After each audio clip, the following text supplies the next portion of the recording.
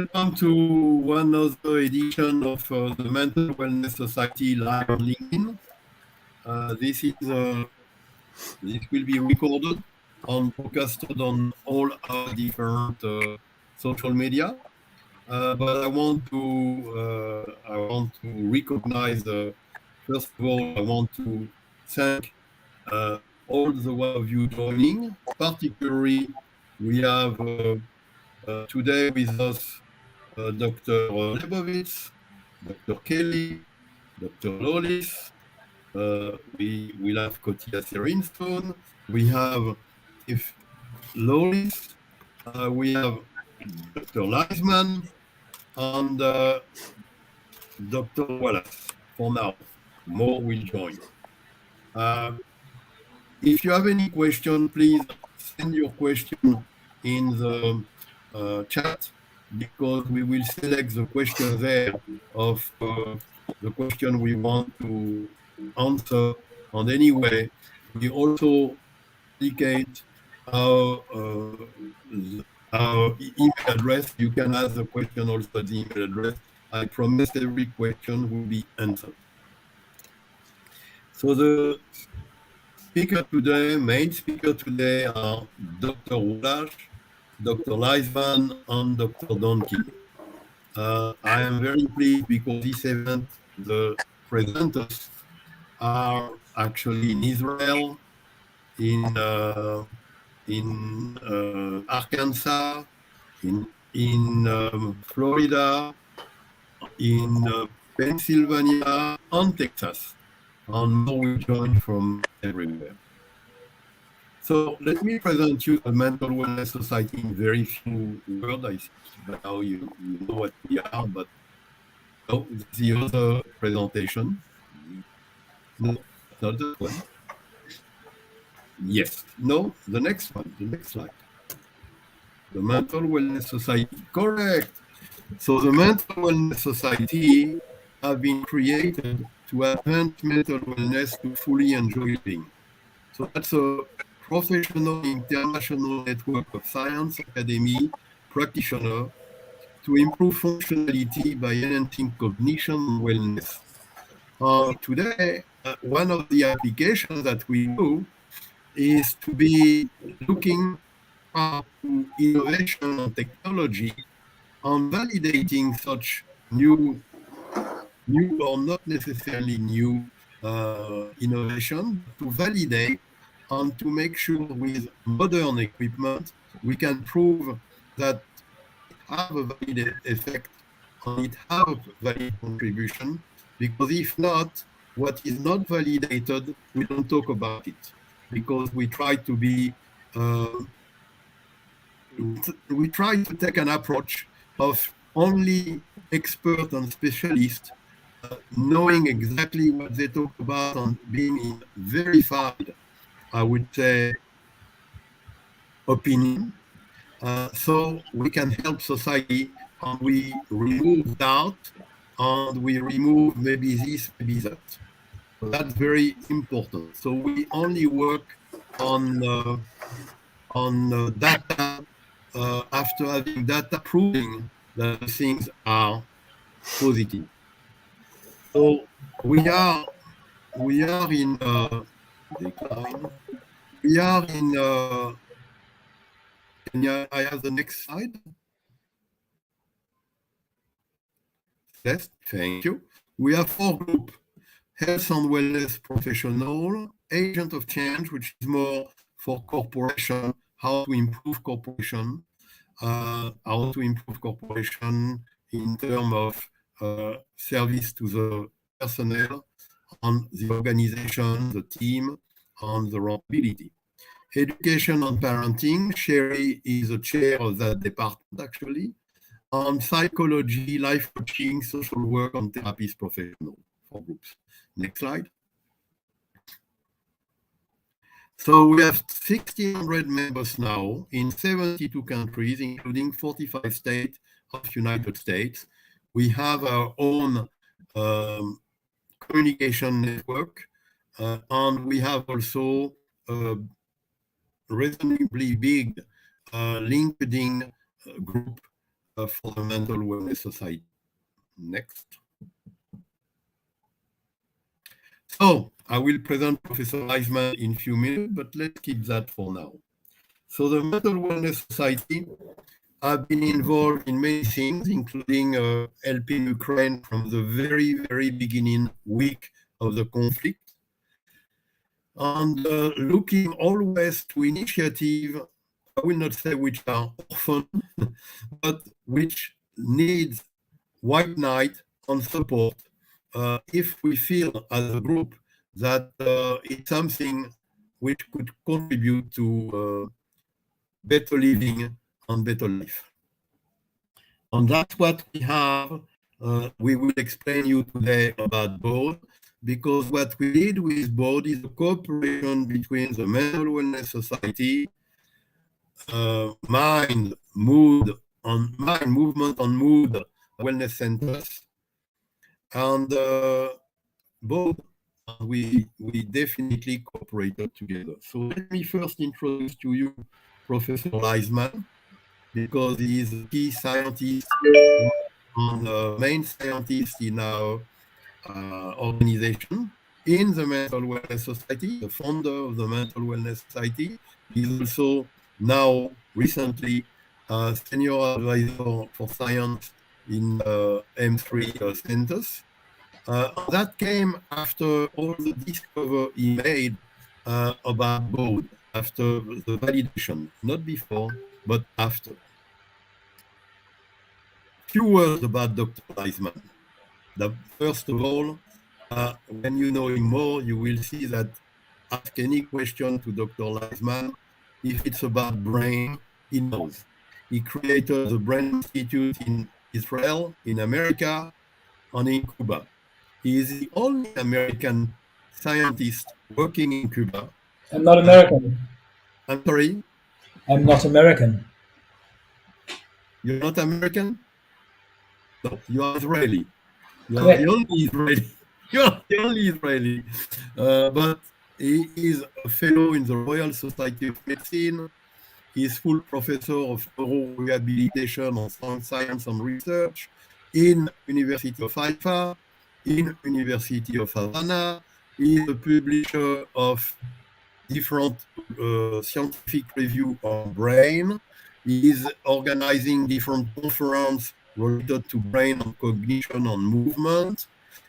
He has been publishing more than 401 publications in leading scientific journals, 154 readers of his article, and more than 3,000 citations.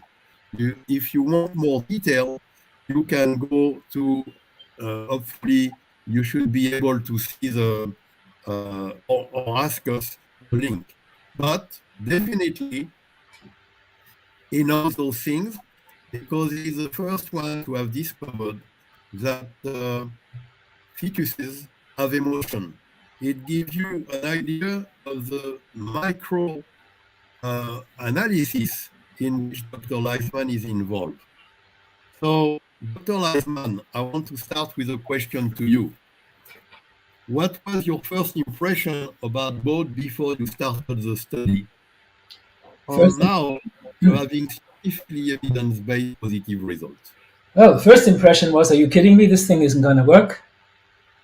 Second impression was, "Well, we can try it and see what happens." The third impression was after the data had been collected and the results were significant, positive, clinically changing, and objectively, and those decisions objectively determined. So I did 180 degrees reversal on that particular topic. To the point that you accepted to have this live interview today to speak about BAUD, and you indicated that you were totally supporting the result of BAUD in specific area that you have been studying, because what we did not add in the study, we cannot guarantee it works, but we will be explaining with Dr. Wallach in what field. So, in your own words, what can you say about the BAUD BPM effect? Well, If I were going to be talking about was there an effect or not, and Dr. Wallach can certainly do that after I'm finished, I would say that I haven't the foggiest idea why it works, nor do I want to even get into that rabbit hole.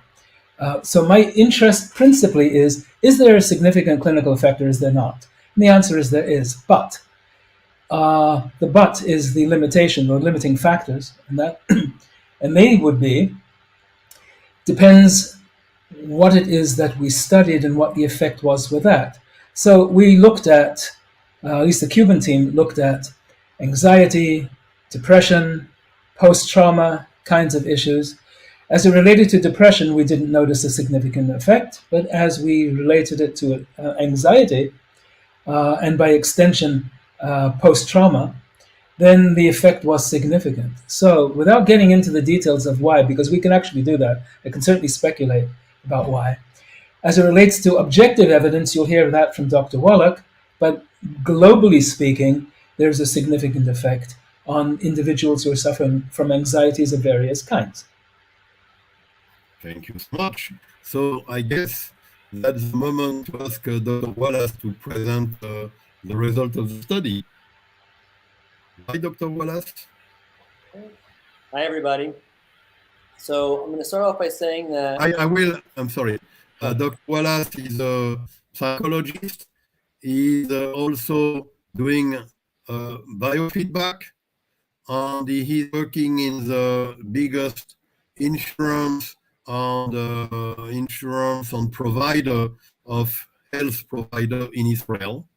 And he knows about he's a person in our team following the research, coordinating the research in main M3 centers, making sure that establishing protocols and making sure that we follow protocols and looking at what are the results and what is comparable and what cannot be used because it's not following what he says. So there is not a study which does not go through Dr. Wallach, and that's what he does. So now that's why he can talk to you about the study we made with Dr. Reisman in Cuba. So it's nice to meet everybody. Thank you for attending. Celeste, can we put Dr. Wallach slides? And you will have to say next. So we developed a study to look at the BAUD, the bioacoustical utilization device, which has been around. Dr. Lawless had developed it many years ago, to look at the impact of it in treating distress. And we were trying to do this as really a neutral party and really examining how the device might help alleviate distress in a clinical population. And we want to see if this works and if its effects hold up relative to other treatments, or if it works better or the same as other treatments. So the first thing is we were looking at, well, what really is distress? So next slide, please. And so distress is a response where there's a negative valence or a negative emotion or even a negative physiological reaction in response to an internal or an external stimuli or triggering event. And that response could be sadness, it could be stress, it could affect us socially and spiritually. We can have pain as well. And it could be going on from a variety of different causes. But again, the ultimate part here is that there's a negative experience that's occurring in different people. And oftentimes people, when they have distress, they feel that they're unable to cope with the changes when there's a disruption to their normal life activities, whether it's by disease or by change in their circumstance that's outside of normal control. Sometimes there's also distress to normal life events as well, but oftentimes the distress is experienced at a high level when a person feels that they're unable to cope or manage with the changes. The physiological changes would be something like heart rate changes, but psychologically we would feel maybe stressed out, feel anxious, feel sad, or even depressed. The physiological, like I said, would be heart rate, but it could also be blood pressure changes. And so again, these are an interactive response in the body as well. And if they're unresolved, the long-term presence of these experiences has a detrimental effect on the human body and on the human mind as well. And many people, unfortunately, lack the tools to adequately to resolve, reduce, or manage these experiences. And that's what we want to try to find a way, is to give them something that they can add to the tools that they already have to help with their experience. Next slide. And so if we look at the background for things like biofeedback and neurofeedback, this is not new science. Biofeedback has been shown to be effective in a variety of different therapeutic experiences. But in summary, very briefly, biofeedback is the process of giving a person information about their own body, and neurofeedback is the process of giving a person information about what's happening in their brain. And we can reinforce positive changes through conditioning or operant conditioning. So we could be looking at things like heart rate or respiration for regular biofeedback or electromyography. But for neurofeedback, we're looking at brainwaves or EEG data. And the evidence has been present with multiple research studies in ADHD, with anxiety, hypertension, physiological diseases like Raynaud's, which affects circulation to the peripheral parts of the body, and even seizures. Next slide. And the BAUD or the BAUD BPM is not a typical biofeedback or neurofeedback. What it really is it's creating a sound wave. And this is a novel application of an old treatment that's been around. There's been the use of drum beats in shamanic ritual healings that's been evidenced and shown in papers going back as far as the 80s, looking at older historical use of the drum beats in shamanic healing rituals. And the BAUD BPM really harnesses this pattern of sounds and stimulates the nervous system via this auditory system. There's no monitoring of what's happening within the person as a rule, so that's why it's not biofeedback or neurofeedback. It is self-directed, so the person who's listening to the audio tone is controlling the device and is finding the tone that's appropriate for them, which means that there's going to be limited therapeutic or therapist involvement. So the therapist or the provider isn't directly going to need to control the device. The participant or the patient is the one that's using the device and is actively controlling it, which might mean that we're going to have shorter sessions because the device doesn't need to be for a 45-minute therapy session, and can be used in a very shorter period of time in the event during immediately if they need to, but they can also use it outside of the therapeutic session typically. There's no active conditioning or learning or retraining of the brainwaves. This is something that the person has a tool to use, just like they're going to, if somebody goes to exercise, if they're on the treadmill for 20 minutes or half an hour, they're having a health benefit of that. This is something that they get a direct benefit from using this. Next slide. And so the BAUD BPM looks like the device pictured here. Currently, it has 4 knobs to control. 2 are for the volume, 1 for left ear, 1 for right ear, because the difference between the 2 ears is the key factor. There's a knob that controls the main sound frequency, and then there's a knob that controls the difference that's going to be experienced between the 2 ears. And that difference is the key factor of what we're looking at. Next slide. And so the binaural beat, frequency, pulse, or tone is what we're really looking at. And it's this difference that is experienced between 2 ears. So each ear will hear 1 frequency, and the device is going to be adjusted by the user, okay, to the main frequency initially by that main knob. And that's going to range between 0 and 350 hertz, okay?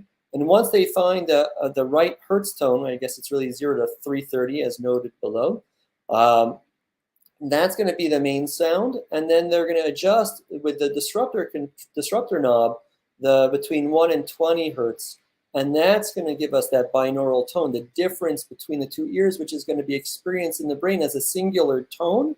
Okay, it's combined in the brain, and that's the binaural tone or binaural frequency, or in this case, we're talking binaural pulse. Maybe next slide. And so the goal of the 2 studies that we had done, the main study, which had an N of about 60, was to determine whether the BAUD BPM would be effective in alleviating symptoms of emotional distress. And we wanted to collect, in the second study, a small subset of participants to look at the biological data from before and after treatment with BAUD to see if there was a change on functioning in the brain. Next slide. And so the method, we had collected from 59 adult participants from 18 to 60, presenting in a hospital in Cuba. They were evaluated by 3 clinicians. They completed self-report measures, including for anxiety, post-traumatic stress disorder, COVID-related stress, or depression. We are not particularly looking at the depression in the outcome today. The depression results were non-significant, just to put that out there. But we found significant results for anxiety and distress. We had 4 treatment groups. We had the BAUD BPM treatment group. We had the treatment as usual group, where they either had psychotherapy or medication, a sham treatment control group, and a waitlist control group. The protocol for the intervention with the BAUD was 8 sessions of 15 to 20 minutes, twice per week for 4 weeks. Next slide. And we collected measures before we started the study, during the process of the study at the end of the 4 weeks, and also we did follow-up 4 weeks after and 12 weeks after on anxiety, the COVID stress scale, and also the PTSD scale, or the PCL-5. Next slide. And if we look at anxiety on the main effect between the treatment groups, we found that there was a main effect for the treatment, okay, with a pretty strong, significant result. Next slide. And if we look at the subgroups here, we see between the treatment group and with BAUD and the traditional treatment that there's a non-significant difference. However, when you look, so it's just as effective, it looks like, as traditional treatment. When we look at BAUD to sham treatment, that there is a significant difference. And if we look at the difference between the traditional treatment and sham treatment and waitlist control, we also see a significant effect. So the BAUD, this is indicative of the BAUD intervention, or the BPM intervention, having reduced level on anxiety scores at the end of intervention. Next slide. When we looked at the COVID stress scale, again, a main effect between the different treatment groups. Next slide. And when we compare the BAUD to traditional treatment, we actually also see a significant difference here between time 1 and time 2. And when we look at between between group 1 and group 2, so we have between the 2 treatment groups. And when we look at between the treatment group and also the sham treatment, again, we're seeing a significant difference, indicating that the BAUD looks to provide a reduction in COVID-related stress, even though, again, COVID still was present at this time, but people were feeling less levels of distress. And actually, if we look here, we see that there's no significant difference between the treatment group as usual and the sham treatment. Next slide. If we look at the PTSD scale, okay, the PCL-5, again, the main difference between treatments. Okay, next slide. And when we look at the specifics, when we compare the groups, that there's not a significant difference, unfortunately, between the BAUD and the traditional treatment, okay? And that was actually also present. We didn't see significant differences within the subgroups. But again, it's indicative that there is something going on here, but we weren't able to tease out. We might need a stronger sample size, a larger sample size, or a longer intervention, or a longer, more interventions per week. But next slide, please. And so the evidence here, and that we're now looking at, is this subgroup, and I'm going to call on Dr. Leisman in a moment. But we're looking at a subgroup where we have 1 control subject and 3 of the subjects that were actively involved with the BAUD treatment. And there was a significant difference that we're going to see between these participants. So next slide, and I'll leave it over to Dr. Leisman to continue explaining now about the neurological changes that we're seeing.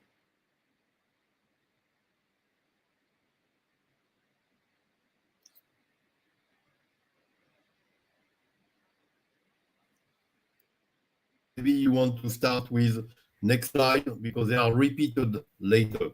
No, next slide, next slide, next slide. Before that. From the one before. Yes, application. That's key for Dr. Wallace. Okay, so I can very briefly just say that, again, since I was going to leave over the biological stuff, So with the demands that we're seeing in the medical systems across the globe, the overly pull of needing for services, the ability to give people something that they can use on their own is a pretty significant tool that we can bring into the market, that we can provide to people. And the BAUD BPM may provide a method for individuals that manage their own levels of distress without having significant side effects, without long wait list times, without high costs in terms of comparison to long-term medication or therapies. And it may also allow for people to avoid the development of more serious patterns or more entrenched patterns. So we can avoid perhaps people from going from a high level of stress to something like a full-blown PTSD if we intervene early. We can maybe avoid the development of presenting people to the mental health clinics because we're helping to reduce their level of stress at the time of stress. Okay, so now I'll pass it off to Dr. Leisman and my fellow presenters.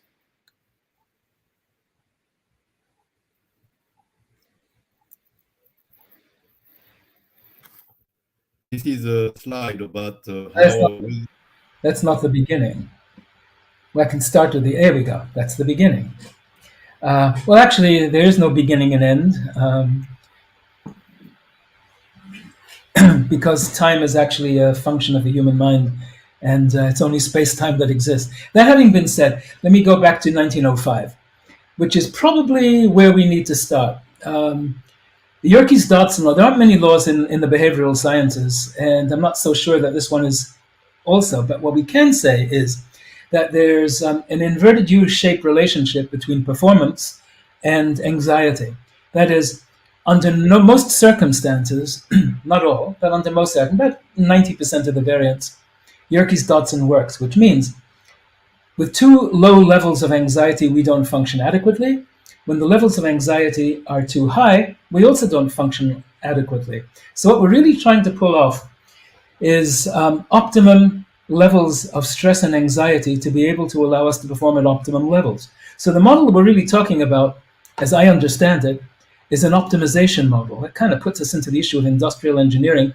And if you treat the human being and therapeutic interventions as a product, it probably makes a lot of sense. So if I can have the next slide, please. Looking at Yerkes-Dodson in another way, we can put what I've just said in the context of boredom on the one end to break down burnout on the other end. And what we're trying to do is to optimize growth and learning and decrease the likelihood of our getting into a distress zone. So we're looking at modifying human behavior in some way on the topic of anxiety and stress. Because we're talking about anxiety and stress as it relates to performance, we're really talking about the relationship between cognition and the limbic system, or anxiety itself. So that is between the cortex and anxiety. Newborn infants, and I'm a developmentalist, so newborn infants, I'm also the father of 5 kids, so maybe that has something to do with all of this. When children are born, when a newborn infant is a naive instrumental hedonist, he's interested, or she is interested, in satisfying their own needs. Sometime over the course of the first 2 years of life, something happens. That is, there is an integration of the circuitry between the frontal lobes in particular, but not exclusively, but most of the cortical regions, and the limbic system, which concerns ourselves with emotionality, and particularly the amygdala. That process of development doesn't really end until males are in roughly about age 26 and females roughly about age 23. Females' brains mature more quickly than do males, and that's pretty obvious when you take a look at our teenage children or guys, how they drive cars until roughly the age of 26 plus. The actuaries know all about this. So if I can have the next slide, please. What we do know is that stress that Dr. Wallach had spoken about is not the same thing as a stressor. Stressors are something that, as in terms of Selig's argument anyway, stressors are time limited, and we have them all the time. You're driving a car, someone sideswiped us, and you do not perceive that you are in a state of stress because you're not. You will be reactive, and after the reaction, you have a number of factors that we're trying to get a hold of associated with stress and stressors. One, an increase in heart rate, fibrinogen level, blood clotting factor, respiratory rate, the pilomotor response, the hair stands on end, increase in respiratory rate, cardiac output, and so on. That's what we can typically call emergency reactions. We cognitively don't get on top of that until roughly some seconds after we've already reacted. However, stress, in contradistinction to a stressor, is anything that's perceived by the organism as being physically and/or psychologically injurious to it over prolonged periods of time. So persistent stress not only does it mess with your emotional responsivity and right hemisphere functions, such as fibrinogen production, heart rate, respiratory rate, pilomotor response, and all of that, but it also produces a hormone, and that hormone is adrenal corticotrophic hormone, ACTH.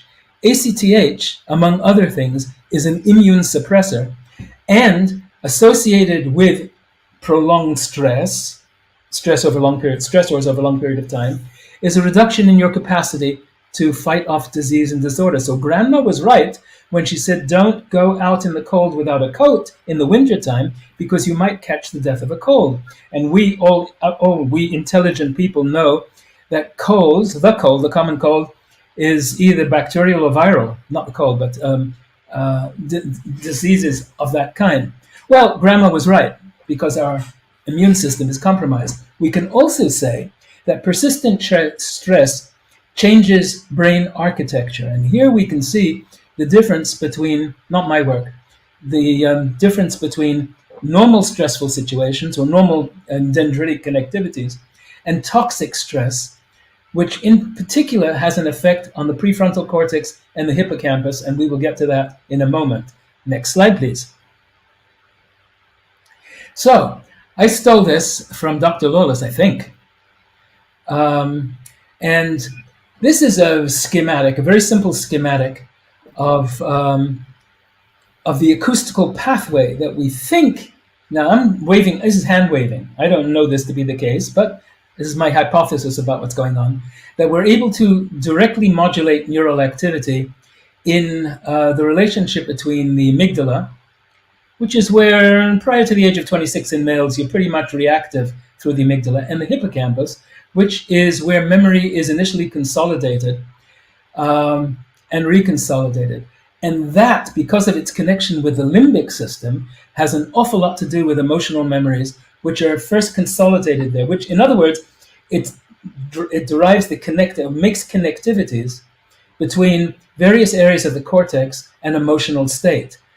So what we do when we learn an emotional response, what we do when we are subjected to toxic stress, is we make connectivities that are really hard to break.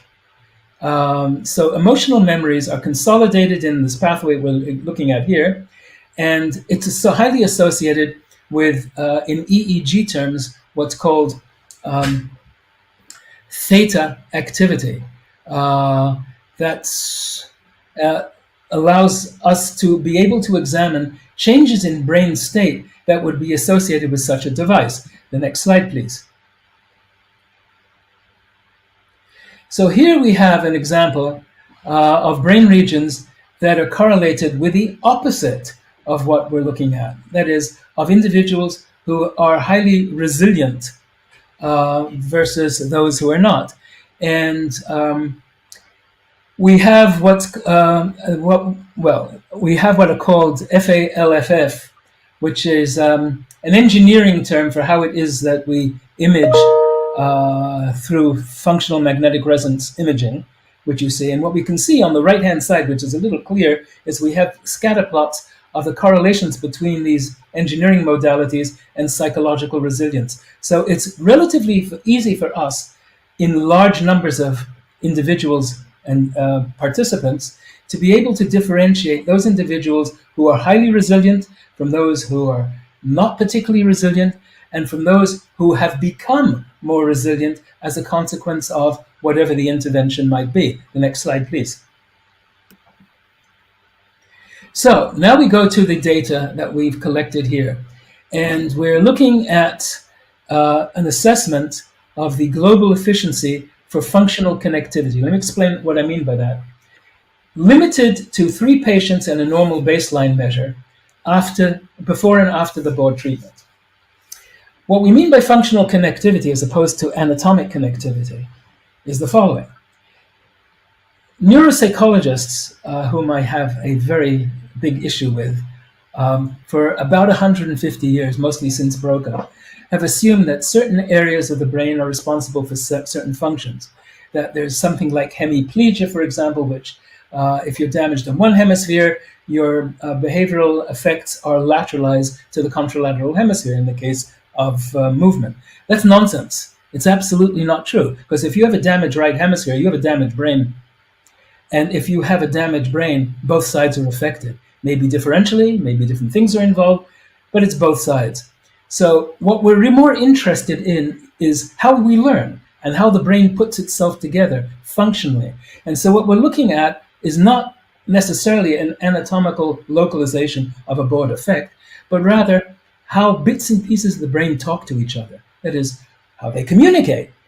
So we have here a significant difference, and it doesn't take any rocket science to see this, of the functional connectivities graphed between global efficiency and what we call degree change between a pre-BAUD versus after BAUD treatment. This means nothing behaviorally. All it means is the brain has changed as a result of BAUD treatment, and that change is consistent over the period of time that we had measured the result. And so you can clearly see the difference between the left-hand side of the slide and the right-hand side of the slide. Can I have the next slide, please? And here we have a graphic representation of patient 1, 2, and 3 before BAUD treatment and after BAUD treatment. And we've done this many, many times on these 3 patients, and the results are consistent. It changes brain state. Does it mean anything? Well, prima facie, no. It just means the brain state has been changed. But in the context of the statistical analysis that Dr. Wallach, that Joe had presented previously, we can clearly say that there is a statistically significant difference behaviorally between what it is that the patients, the function of the patients prior to BAUD treatment and after BAUD treatment in reducing anxiety, not in affecting depression, and by extension, having an effect likely on post-trauma, and also by extension on panic. And the reason that panic attacks would be involved in such a conclusion is because panic is anticipated or anticipatory anxiety. So we know that BAUD has an anxiety-reducing effect. Why? Well, if we ever get to study the basic mechanisms in the brain about why this is happening, I will tell you then that I still would not be able to answer why, because science doesn't deal with why, but I surely would be able to tell you about what's happening descriptively, what's happening in the brain. So the conclusion is, from my end of the equation, there is a significant change in brain state. Perhaps it's related to something behaviorally or not.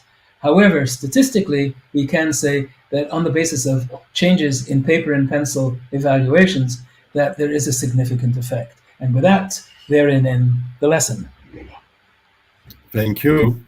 Dr. Wallace, you want to say a short word, because we are a little bit of the time, which, by the way, we will continue this event 15 minutes if necessary, more, because it's I did not want to stop the interesting explanations, because they are very breakthrough scientific explanation. But before you speak, Dr. Wallace, there was 2 questions. One from Mr. Schoenfeld in Israel, saying, "Hi everybody, I think the public would like to hear if there are any conflict of interest, at least before and during the validation research." No conflict of interest. Dr. Leisman is not part of BAUD. Dr. Leisman is not compensated in regard of the BAUD sales. Dr. Leisman is voluntary on the advisory board of M3 centers. He is on the Mental Wellness Society and have absolutely no financial relation as a result of the study. Dr. Wallace is, in fact, I've done all that study, and only after the study, which was finished in September, I believe, end of September. After that, Dr. Wallace became very much involved in M3 centers, but Dr. Wallace is absolutely not involved in sales or distribution of BAUD. M3 is, on that will be our next speaker, Dr. Duncan. So there is no conflict of interest. We are very careful about that. We knew many people would ask about that, and we make sure that there was no conflict of interest. Another question of Mr. Schoenfeld: why the control patients also changed? Because we did not maybe precise. It was 2 different studies. One study was with close to 60 patients. It was the first study, and it shows there was something. And then Dr.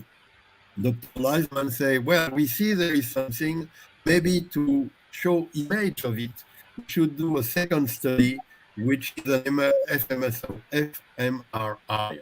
And 3 of the people who have been in the same group have been randomly selected to be part of that study. And that study is very few people, but a lot of data points. So it's very valid. And it shows the image. Without that, you will have a lot of blah blah that nobody can understand. But now you can see the image, and as we say, the photo is the proof in the pudding in here. Dr. Wallace, you have one word to say? I have a few things to say. I think that what's really, really great to see in terms of the neurological, the fMRI and the EEG data, they really show these changes in the networking that we're discussing, the communication patterns in the brain, in comparison of the before treatment and after treatment with the BAUD BPM. So if we're seeing changes in the communication patterns, and we're seeing that in conjunction with changes on the self-report measures for levels of distress, we may not be able to explain the why, but we can say that it seems that there is something happening in the brain that is associated with the BAUD BPM that is associated with reduced levels of distress. So there's a physiological basis, just like we'd also said, there's a physiological basis for distress, okay? When a person's heart rate goes up, there's a physiological reaction. If it's cortisol-based, if the adrenal glands are secreting high levels of hormones. So we don't have to get into the whys, but it is good to see the how, that something is going on. And this is collaborative evidence or corroborative evidence of the beneficial effect of the BAUD BPM. There's a question internally, I don't know if everyone can see it, from Dr. Kelly, which is, can you ask about practical applications and why timing in the brain is important to so many important functions? The answer is, yeah, of course. So think of this. We just had a conference recently at La Sorbonne where this issue came up. Let's say, in fact, why don't you imagine a dolphin with a ball on its snout? Now, I don't know if you've ever seen a dolphin with a ball on its snout in your lifetime, but I do know that it's highly unlikely that you have. But I'm sure that in your head there's a picture of this dolphin and its color, assuming that you think in visual images, and the ball is of whatever color it is. Maybe it's red, maybe it's blue, I don't know what, but it's a color. The essential neurological problem with what I just did is that you have a circuit associated with dolphins, and you have another circuit associated with balls. And you have to get both of those into the same place at the same time in your frontal lobes and in your occipital cortex and create a network to have them gel together. If you can't do that properly, you're probably dealing with something like hallucinations. Probably. That's not the reason for hallucinations, but it's associated with it. One example of why timing is everything. In fact, if you have a problem with timing between two separate systems, such as between the motor system and and your decision system in the frontal lobes, you're going to be looking very much like a Parkinson's patient. Now, why would you be doing that? The answer is Parkinson's patients don't have an intrinsic problem with walking because walking is a spinal response. They don't have an intrinsic problem with decision making because cognitively, pretty much, they're intact with some exceptions. But their problem is with gait freeze in many instances, which is the ability to walk and the ability to decide to walk at the same time. I can fix that easily by playing with time. The reason is they can hold a cane, and as long as they get feedback, that's for Dr. Wallach's sake, where the cane bangs on the ball of their foot, they will have no problem walking. There will be no gait freeze. That's a non-medical approach to dealing with putting multiple systems together that normally function together. It all is based on the issue of the internal timing mechanism produced by the ascending reticular system of the brain, parts of it. So your question is very well taken. What we may well be playing with here is, in the case of BAUD, is some way of messing around with timing. And I don't know that, but it's certainly an interesting hypothesis. Thanks for your question. Thank you. Anything more to say? I can pass now the center to Dr. Donkin. I think if anybody has any questions, they can definitely feel free to email us at info@baud. Okay. Yeah, at the end we'll put the contact. Dr. Donkin, I need because we speak about conflict of interest, but disclosure. There is more than 25 years Dr. Donkin and myself have been working together and we have been friends. So the chiropractor, very well regarded chiropractor, is an author, he has done many books, he has been on many programs. He is regarded as one of the leading chiropractors in America. He has a big group of followers. And he has a practice where he has more than 1,200 patients a month into his practice. And his practice now is becoming a M3 center that he will now explain to on his involvement with BAUD. Dr. Donkin. Okay, well, thank you for that, Gerard, and I'm thrilled to be a part of this group. My function within the group is different than everybody else's. I was not involved in analyzing the data. I bought my first BAUD in July of 2021 and found a personal benefit from it, but I'm very interested in finding out what the research showed as far as what changes were being made. And now the Dr. Wallach and Dr. Leisman have explained that very, very well, and we know that there's still more to study. But I'm looking forward to getting a practical application within my office. So if we go back about almost 25 years now, I met Dr. Meyer through some associations and through some books that I had written. He had just started and become CEO and president of the Carnegie Mellon University Driver Training and Safety Institute. And after we had several discussions, he asked me to develop the health and wellness department within the Driver Training and Safety Institute. So I sourced, this was quite a couple decades ago or more, electronic physical capacity testing equipment. So I implemented a means of studying physical capacity and studying knowledge about health and wellness. And some pre-measures and post-measures, and then a curriculum for going through the program. It was an 8-week program, 1 hour per weekday. And this was combined with the other aspects of the Driver Training and Safety Institute, where enormous amounts of data were collected and analyzed for many years to follow. So in regard to the M3 Plus Wellness Centers, I'm thrilled to have actually the first center in my office, because it's very similar to what was developed with the Health and Wellness Department at Carnegie Mellon University Driver Training and Safety Institute. So what I have here is I have a robust, lively practice. I actually, next Friday will be my 41st year of practice here in Lincoln, Nebraska. And I'm excited to keep moving forward and adding elements for what was discussed today into my practice. We M3 Plus members so far have, we decided to do a survey of my patients to see what interest there was in things that we're talking about here.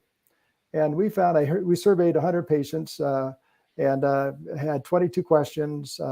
No name was added, or it was completely anonymous. And we found an overwhelming response and interest to things in addition to what they were coming in here for their chiropractic practice.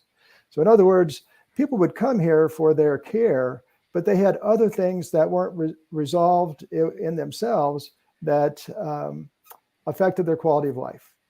People would have anxiety about different subjects and sleep troubles, stress management troubles.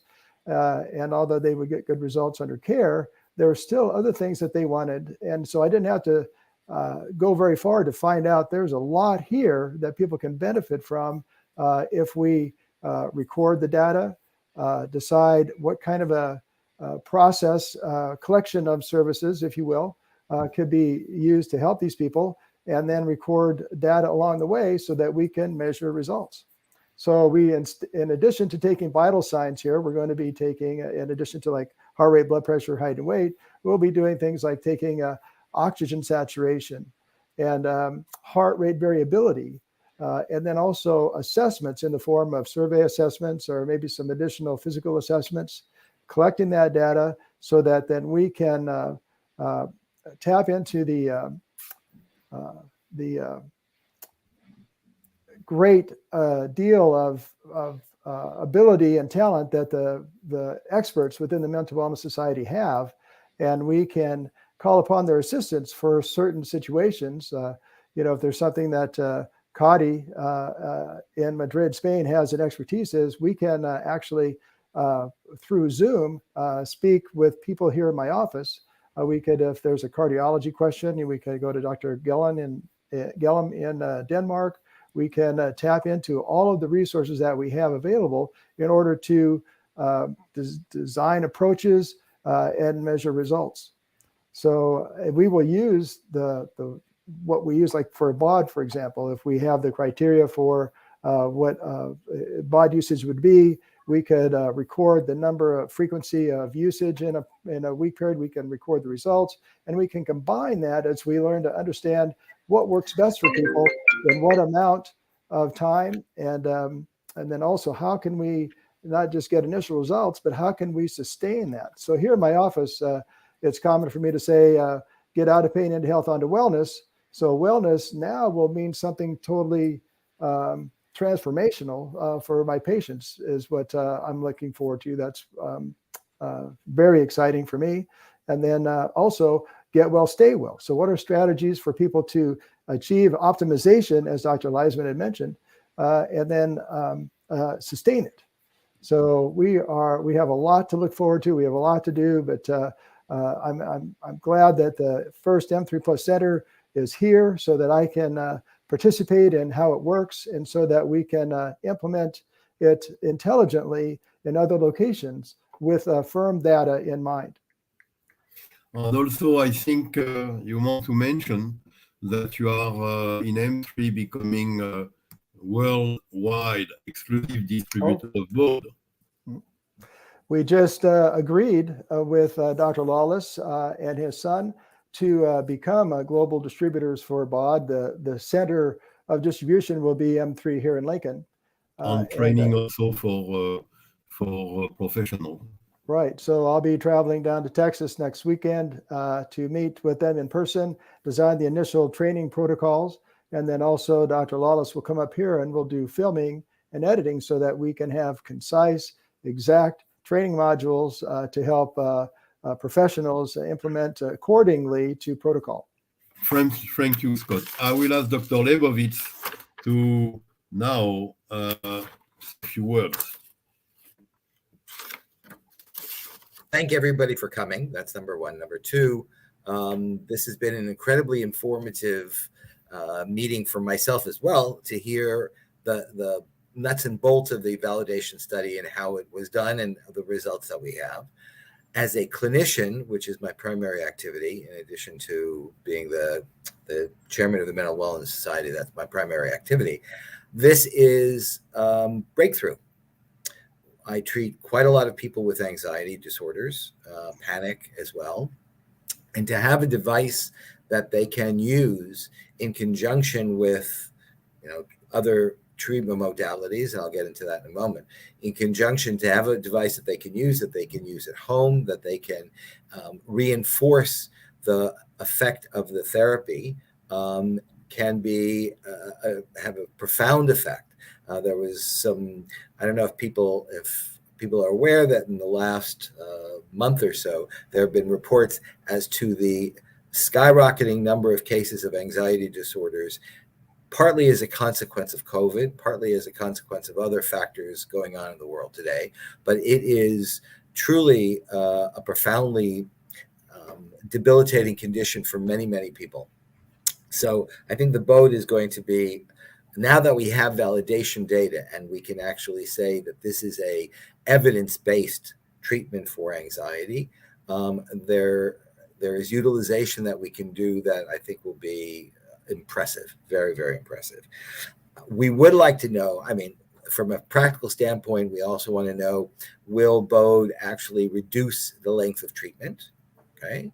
A BAUD device can be used by everyone in a family, for example, and we know that anxiety disorders in an individual can certainly be impressive to the rest of the family and can generate a lot of stress for the family. And we're, now that we've done this validation study, we know that it works, and we know that it will reduce anxiety. And we also know that when you don't use it, the anxiety seems to surge again. We can continue to look for more ways that BAUD can be used, both with some of the technology from the mindful choice methodology that we've developed, that Dr. Meyer and I have developed, as well as from other technologies, to see how BAUD can be used in a variety of circumstances, different kind of protocols. So this is wide open. As a clinician, it's very, very exciting to hear just how much more has been contributed to the treatment of this particular kind of disorder. So I'm very, very grateful for all that you've done. Thank you very much. Thank you. And I need to disclose that as we are a partner and we have been a co-founder of the Mental Wellness Society, and we created together the mindful choice system, the metacognitive mindful choice system, you are very cautious to recommend anything. It took more than 10 years for you to recommend mindful choice that we developed together until you were sure you could talk about it to your patient. Absolutely. So ladies and gentlemen, I'm sorry to have to say that I do need to leave. It's been a great honor for me to be participating in this, and I'll see you guys soon, I hope. Yes. Thank you. Take care. Be well. So now Dr. Lebovich will never recommend any device, anything you have seen on TV, on this, on that, until we know that it has been done by an independent party, that it has been data-based, scientifically proven, and to know that the team who did it is a team which is reliable, because Dr. Leisman obviously already have different scientific journals and medical journals who are interested to publish the result of the study. So we are professional, all the professionals can now recommend their clients to get on, knowing that they are not compromising their reputation.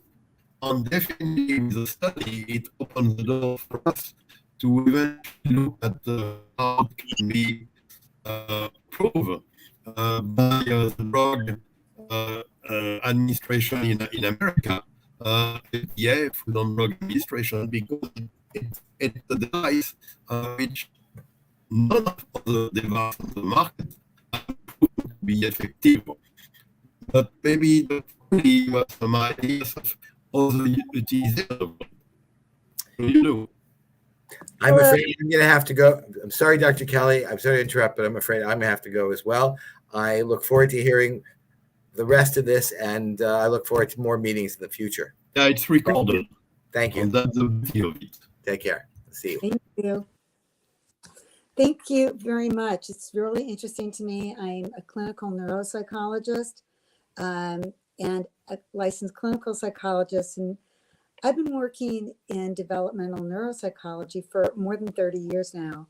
So I am very interested in the potential practical applications of BAUD. I've used other timing devices, one that's similar but not as convenient as BAUD, and combines timing and sound, but not in the way that BAUD is doing it. So I'm very excited to have the opportunity, I hope, to try this out myself, and but also to study practical applications. Just to let you know, I have no association or affiliation with Dr. Lawless, or I should say, or his son, and I have no financial interest in this whatsoever. I'm just a clinician that is the chair of the Parenting and Education Committee for the Mental Wellness Society. But I am someone that had spent over a decade studying cancer patients and the cognitive effects of cancer patients, as well as working with autistic individuals. So, as you know, Dr. Leisman was describing timing mechanisms, and I just wanted to take a moment to bring the lab to the laptop, if you will. As a neuropsychologist, I'm always interested in interventions like BAUD because it has so much to do with timing.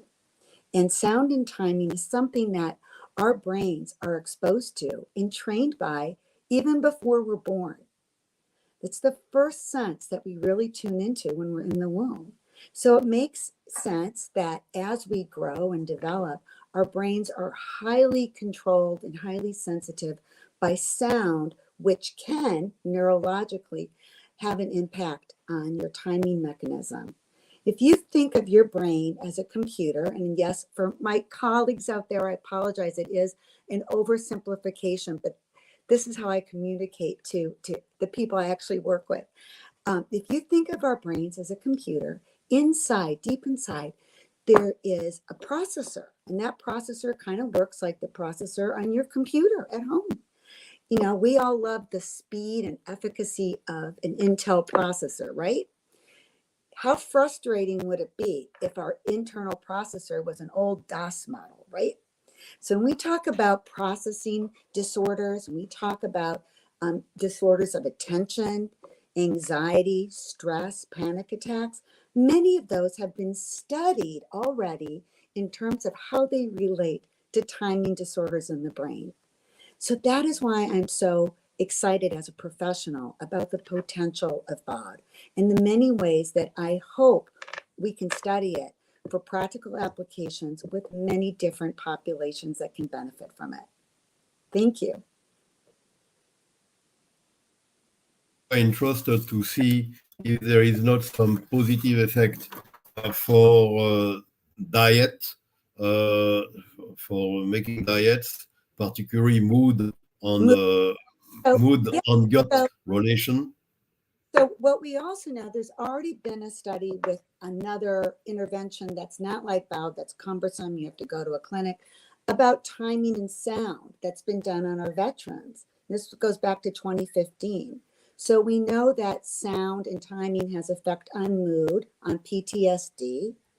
And we also know it has a very big effect on attention and executive functioning.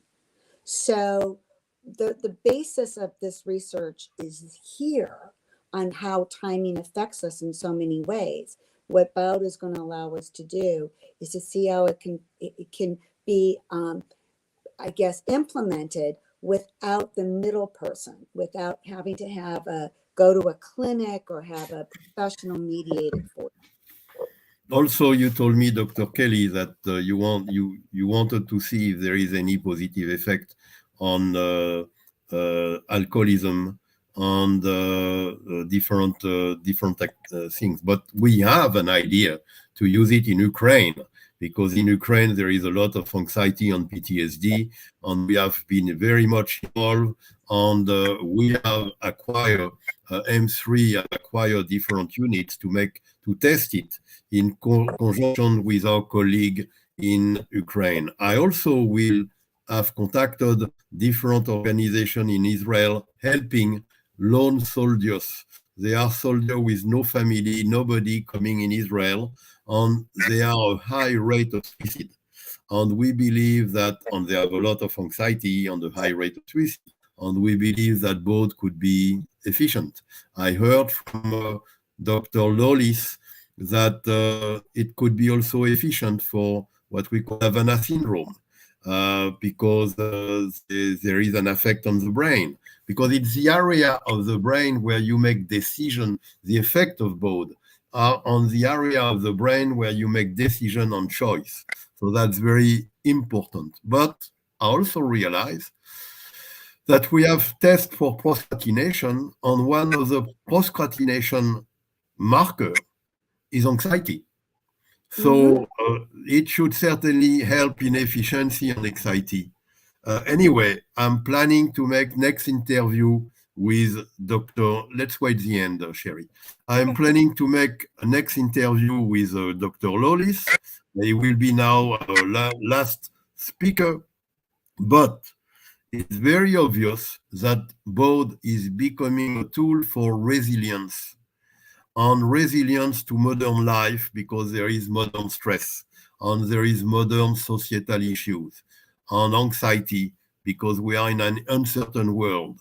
And this is really something where now we can propose BAUD not as a long shot, and not saying, well, maybe these things work, they say it's good. Now we can compare, because we have control groups and we have scientific study to validate any new study. We will continue. With that said, I would like to introduce Dr. Lawless, because Dr. Lawless is the inventor of BAUD, and I want to congratulate him for many, many, many years, I don't know, 30, 40 years, where he claimed he had an invention, and everybody was saying, yeah, sure.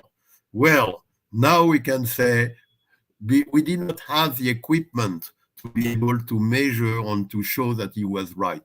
We did not have a motivated team to look into this. We did not have a team to finance it either.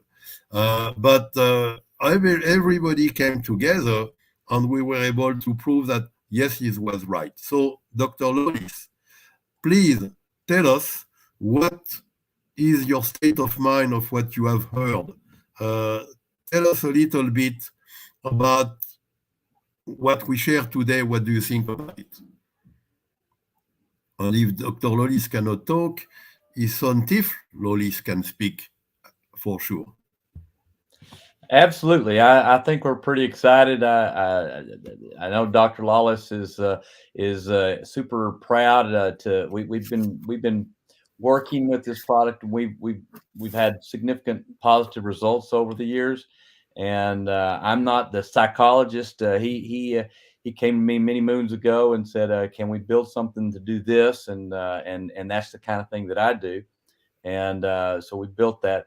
But yeah, I know that he's excited to hear these results and to have such a foundation of thorough investigation of the product that we've been so excited about for all this time. So thank y'all very much.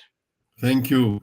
I think nobody's mentioned it, but BAUD is sold for approximately a little bit less than $500.